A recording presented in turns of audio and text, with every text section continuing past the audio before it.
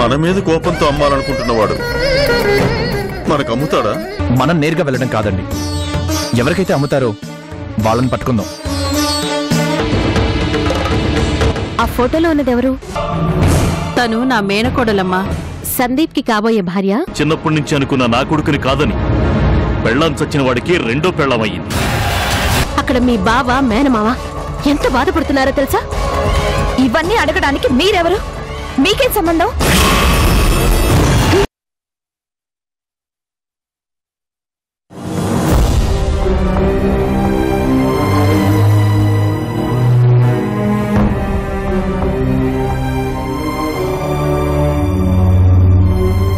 నా రాజాన్ని నేను కాపాడుకుంటాను. అది అసంభవం.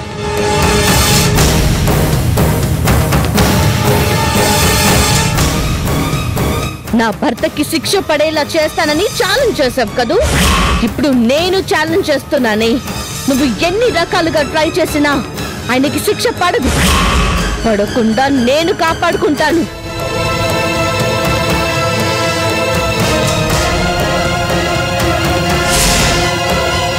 అసలు నీలాంటి మనుషులతో మాట్లాడడం నాదే తప్పు. భార్గవి ఎందుకు వచ్చింది?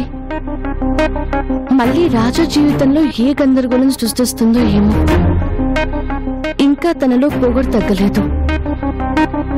అమృతతో ఎంత అసహ్యంగా మాట్లాడింది.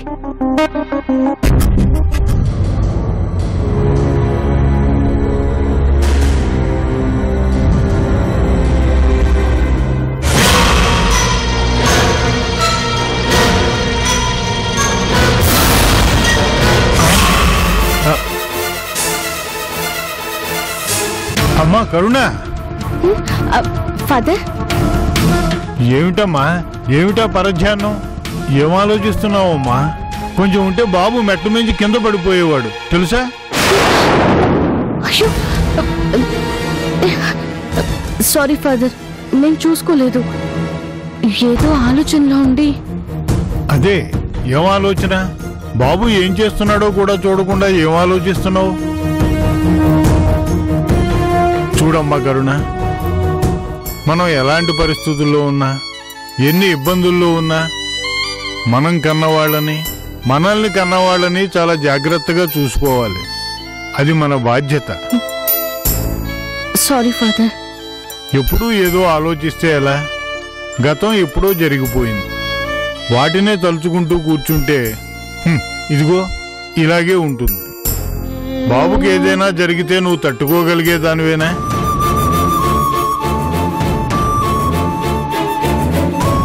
అసలు ఏం జరిగిందమ్మా? జీవితంలో చూడకూడదు అనుకున్న వ్యక్తి మళ్ళీ కలిసింది ఫాదర్. నాకు నా భర్తకి మధ్య చిచ్చు పెట్టాలని చూసిన మనిషి మళ్ళీ నాకు తారసపడింది.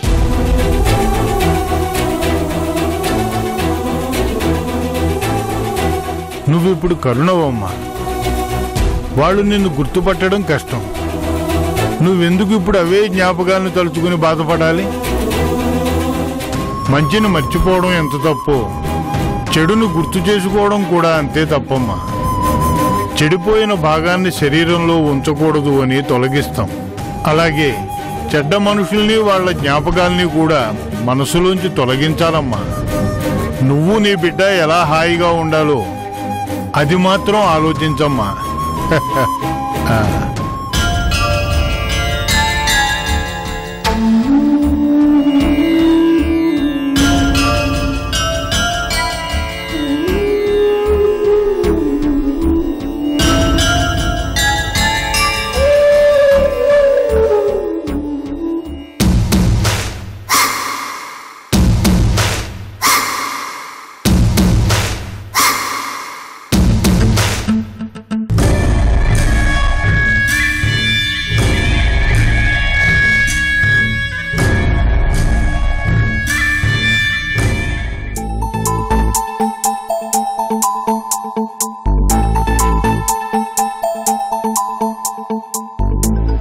ఏంటి భార్గవి గారు, ఏమాలోచిస్తున్నారు? ఇంకా ఈ ఊళ్ళో చూడాల్సిన ప్లేసులు ఏమేమి ఉన్నాయా అనేనా?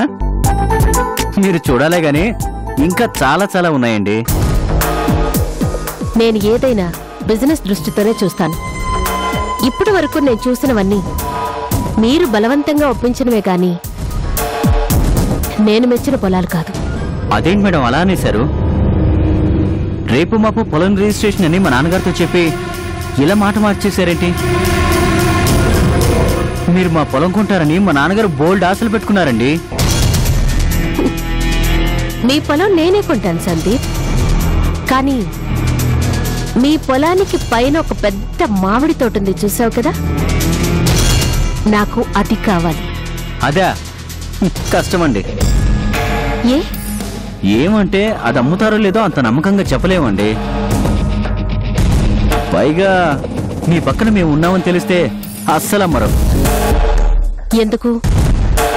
ఎందుకంటే ఏం చెప్పనండి, అది మా మావయ్య పొలం. ఓ అదా విషయం.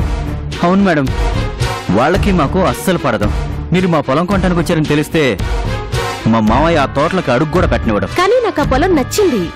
అది బిజినెస్ పరంగా కూడా చాలా బాగుంటుంది. అది నిజమేనండి, కానీ ఈ కానీలు గిన్నెలు నాకొద్దు సందీప్. నేను ఏదైనా అనుకుంటే నాకది కావాలి. ఆ తోట నాకు కావాలి. దానికి ఏం చేయాలో చెప్పు. ఒకసారి మా మావయ్యను అడిగి చూడాలి. అయితే వెంటనే ఫోన్ చేసి కనుక్కో. భలేవారే మేడం, నేను గనక ఫోన్ చేస్తే ఇచ్చేది కూడా ఇవ్వడు. నంబర్ ఇస్తాను, మీరే ఫోన్ చేయండి. సరే కలిపివు.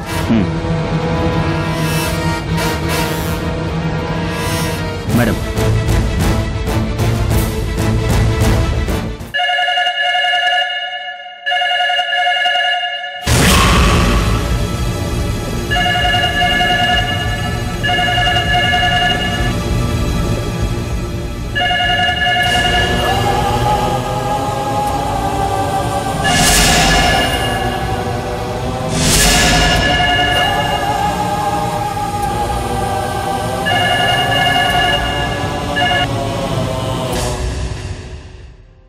హలో, విశ్వనాథ్ గారు, 1 minute. మాయ్ గారు, ఏంటి బాబు? మీకే ఫోన్. హలో, నమస్కారం అండి. నా పేరు భార్గవి. చెప్పండి అమ్మా. నేను ఇక్కడ ల్యాండ్స్ కొనడానికి వచ్చానండి. మీ ల్యాండ్ చూశాను, నాకు చాలా బాగా నచ్చింది. మీరు ఒకసారి రేట్ చెప్తే మాట్లాడుకుందామని. నాకు ఇప్పుడు అమ్మే ఉద్దేశం లేదమ్మా. అలా కాదండి, నేను ఇంతని రేట్ చెప్పను. మీరు ఎంతంటే అంత ఇస్తాను. నాకు చాలా బాగా నచ్చింది. ప్లీజ్ అండి, ఒక్కసారి మిమ్మల్ని కలిసి మాట్లాడే అవకాశం ఇస్తే. నాకు అసలు అమ్మే ఉద్దేశమే లేదంటే ఏంటమ్మా ఇది? కనీసం మిమ్మల్ని కలిసి ఛాన్స్ అన్నా ఇవ్వండి సార్. ఎందుకమ్మా? మీరు ఫ్యూచర్లో అమ్మాలనుకున్నా నేనే కొంటానండి. అందుకే ముందుగా నేనెవరో మీకు తెలియాలి కదా, అందుకనే. మరీ మొహమాట పెట్టేస్తున్నావమ్మా నువ్వు. సరే, ఓసారి ఇంటికి రండి, మాట్లాడుకుందాం. చాలా థ్యాంక్స్ అండి. బాయ్. ఎవరండి? ఎవరో మన మామిడి తోట నచ్చిందట, కొంటానని ఫోన్ చేశారు. అది సరే గాని ఎక్కడికమ్మా బయలుదేరారు? జోసెఫ్ గారు హాస్పిటల్ దాకా వెళ్ళొస్తాను నాన్న. ఇద్దరు వెళ్తున్నారు కదా? అవునండి. జాగ్రత్తగా వెళ్ళండి బాబు. అలాగే. అమృత, వెళ్ళొస్తాను. వెళ్ళొస్తాం.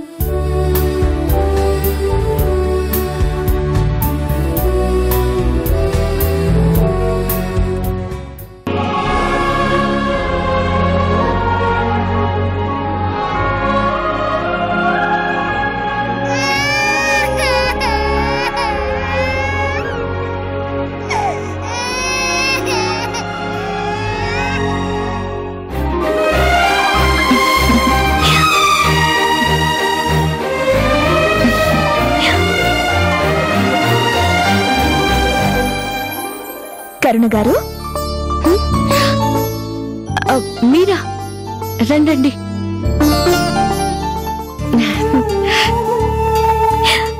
మీ బాబు బాగా గుర్తొస్తున్నాడు కరుణ. అందుకే వీడితో కాసేపు ఆడుకోవాలనిపించి వచ్చాం. పోనీలండి, ఇలాగైనా మీ జంటను చూసే అదృష్టం నాకు దక్కింది. ఏమండి, ఇదిగోండి, చూడాలి చూడాలి అన్నారుగా, ఆడించండి. రా నాన్న.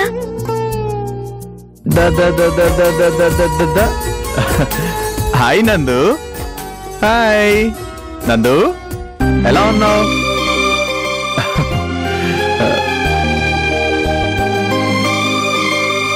రేయ్, నీకోసం ఏం తీసుకొచ్చానో చూడు, కొత్త డ్రెస్.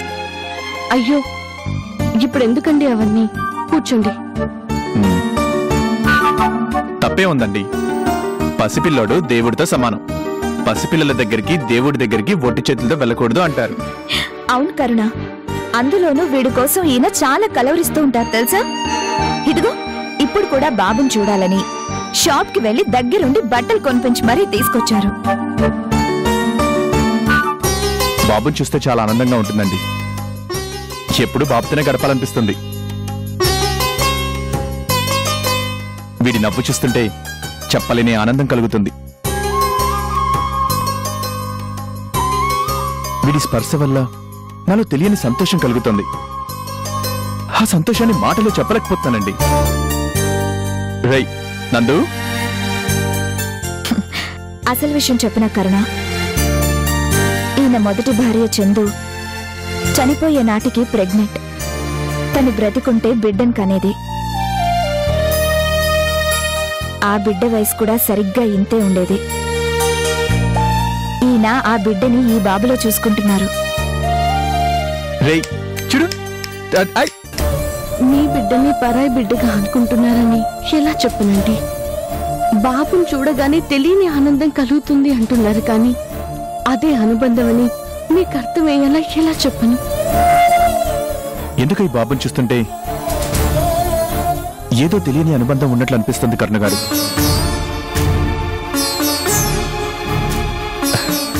వీడి నవ్వు చూస్తుంటే మనసులో ఉన్న దిగులు మొత్తం పోయి కొత్త ఉత్సాహం కనిపిస్తుంది. ఎందుకో వీడిని చూడకుండా ఒక్కరోజు కూడా ఉండలేనేమో అనిపిస్తుంది. నేను ఇలా రోజు వచ్చి బాబుని ఆడించడం మీకేం ఇబ్బందిగా అనిపించట్లేదుగా? అయ్యో, అదేం లేదండి. బాబు కూడా మీరు కనిపిస్తే ఎంత సంతోషంగా ఆడుకుంటున్నాడో చూడండి. వాడికి ఈ ప్రపంచంలో ఈ అమ్మ తప్ప మరింకెవ్వరూ లేరు. కానీ మీరు చూపించే ప్రేమ ఆప్యాయతలతో వాడికి మరో మనిషి తోడు దొరికినట్టు అవుతుంది. మీ ప్రేమను పొందిన వాడు చాలా అదృష్టవంతుడు. కరుణ, ఇందులో ఏదైనా డ్రెస్ సెలెక్ట్ చేసి బాబుకి వేసి తీసుకురావా? మేము చూస్తాం.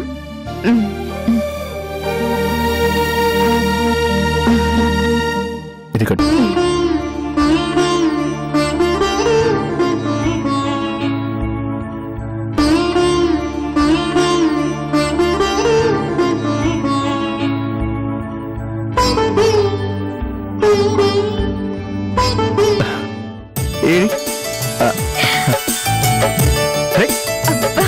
ఎంత బాగున్నాడో ఈ డ్రెస్ లో. అందుకేనండి, మనసులో అభిమానం ఉంటే మనం చేసే పనులు కూడా కరెక్ట్ గా కుదిరిపోతాయి. బాబుకి నా దిష్టే తగిలేలా ఉంది. తర్వాత దిష్టి తీయండి. మీలాంటి వాళ్ళ దీవెనలున్నంత కాలం వాడికి ఏ దిష్టి తగలదులేండి. ఓ నాన్న, ఆడుకుందాం మనం బయటికెళ్ళి. దా దా దా దా దా దా.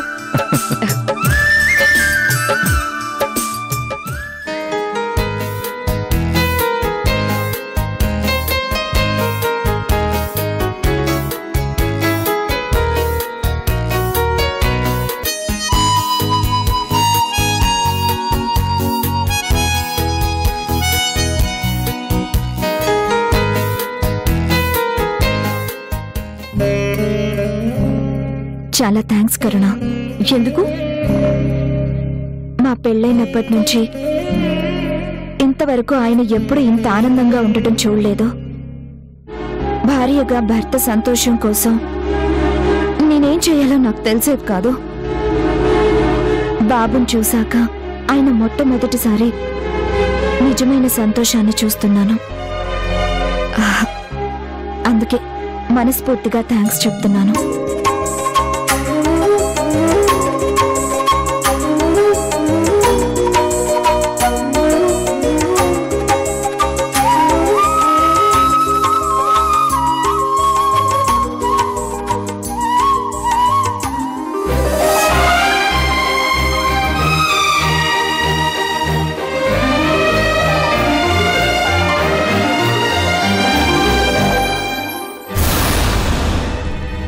లేదమ్మా, నాకు పొలం అమ్మడం ఇష్టం లేదు. ఆ శ్రీహరి అమ్మని పొలం కూడా మా చెల్లికి పసుపు కుంకుమల కింద మేం పెట్టిన పొలం. అదమ్మడం కూడా నాకు ఇష్టం లేదు. కాకపోతే అతను అమ్ముతానన్నాక ఏం మాట్లాడలేక ఊరుకున్నాను. లేదంటే అది కూడా అమ్మనిచ్చేవాడిని కాదు. మీకెంత కావాలంటే అంత ఇస్తానండి. మీ బావగారి పొలాని కంటే 2 ఇస్తాను. చూడమ్మా, ఈ ఆస్తులు మాకు తరతరాలుగా వస్తున్నాయి. వాటిని అనుభవించి ముందు తరాలకు అందించడమే తప్ప అమ్ముకోవటం మాకు చేత కాదమ్మా. దయచేసి ఈ విషయంలో నన్ను ఇంకేం అడగొద్దు. అదేంటండి, ఎంతో ఆశతో వచ్చాను. అయినా మీకు లెక్కలేనన్ని పొలాలున్నాయి కదా. ఈ కొంచెం అమ్మితే ఏమవుతుంది? పైగా మీ చెల్లెలకి సాయం చేసినట్టు అవుతుంది కదా. ఆశే అవసరం ఈ 2 మనిషిని ఏ స్థితికైనా తీసుకువెళతాయి. ఆ 2 నాకు లేవు. ఉన్న దాంట్లో నాకు సంతృప్తి ఉంది. మా చెల్లికి సాయం అందించాలంటే అది మరో విధంగా చేస్తాను, కానీ ఇలా మాత్రం కాదు. మీరు నా పొలం అమ్మితేనే శ్రీహరి పొలం కొంటాను అంటే అది ఇంకా మంచిది. నేను అమ్మే ప్రసక్తే లేదు. మీకు అవసరం లేకపోయినా మీ పిల్లలకు అవసరం ఉండొచ్చు కదండి. మంచి రేటు వస్తుంది అంటే వాళ్ళు కూడా అమ్మాలని అనుకుంటారేమో కదండి. మీ అల్లుడిని మీ అమ్మాయిని ఒకసారి కనుక్కోండి. మా అల్లుడికే బోల్డ్ అంత ఆస్తుందమ్మా. ఆయనకి ఇలాంటి వస్తువులు నచ్చవు. నా కూతురు నలుగురికి సేవ చేయాలనుకునే మనిషే గాని ఆస్తులు అమ్ముకొని సరదాలు తీర్చుకునే మనిషి కాదు. మా ఇంట్లో నా మాటే అందరి మాట. ఇక మీరు వెళ్ళొచ్చు. దయచేసి మరోలా అనుకోవద్దమ్మా. నాకు మా పొలాలు తల్లి లాంటివమ్మా. తల్లినెవరు అమ్ముకోరమ్మా.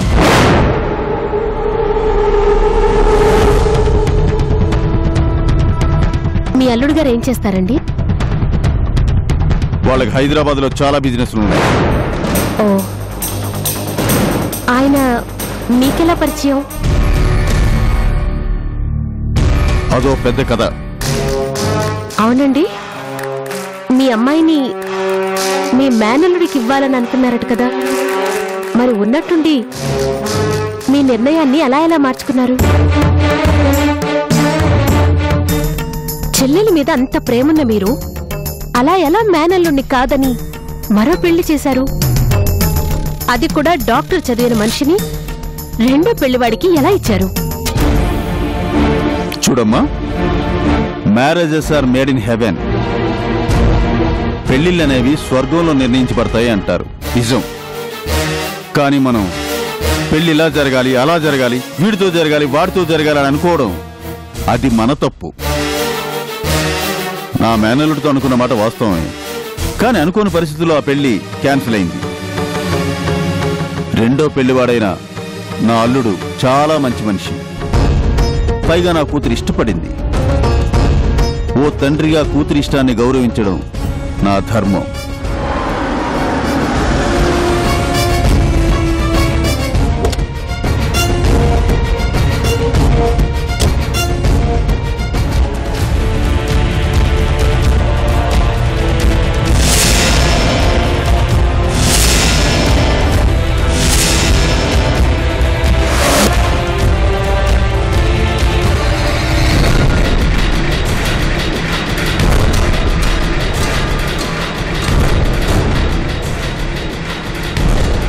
ఇదిగోనమ్మా మా అల్లుడు గారు.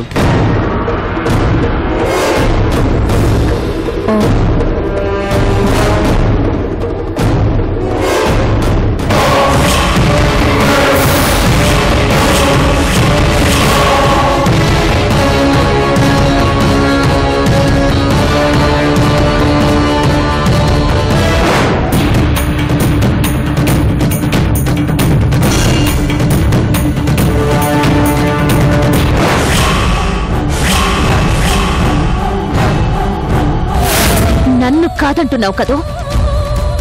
దీనికి చాలా పెద్ద శిక్ష అనుభవించాల్సి ఉంటుంది. నేను ప్రేమిస్తే ప్రాణాలిస్తా, నా కోపం వస్తే ప్రాణాలు తీస్తా.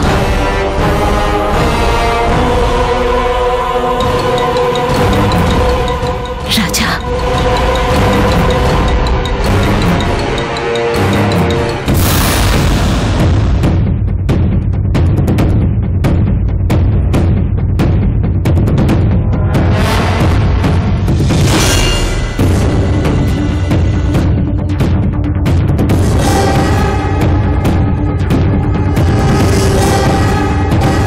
బాబు, ఈ అమ్మాయి పేరు భార్గవట. ఇక్కడేదో బిజినెస్లు పెట్టబోతుంది. మన పొలం కొనడానికి వచ్చింది.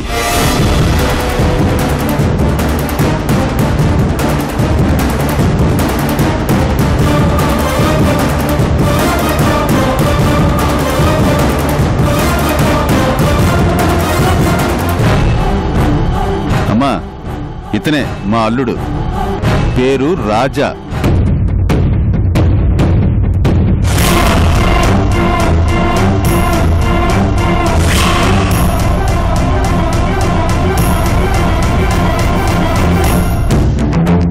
అమ్మా అమృత, నాకు బాగా తెలుసు నాన్న.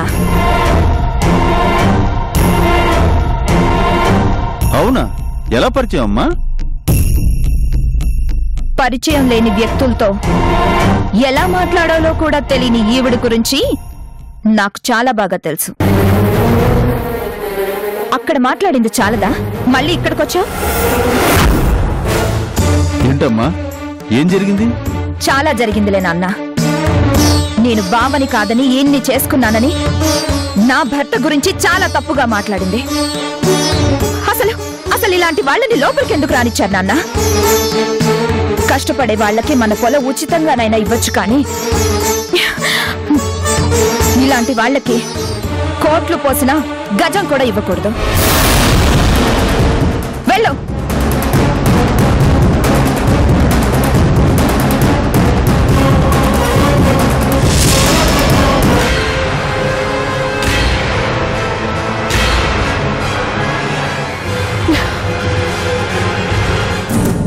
అదేంటమ్మా అలా అనేసావు? పాపం చూడు ఎంత బాధపడుతూ వెళ్ళిందో. ఏం పర్లేదులే మావయ్య గారు, అంత మర్యాద ఇవ్వదగిన మనిషి ఏం కాదులేండి ఆవిడ. అమృత చేసింది మంచి పని.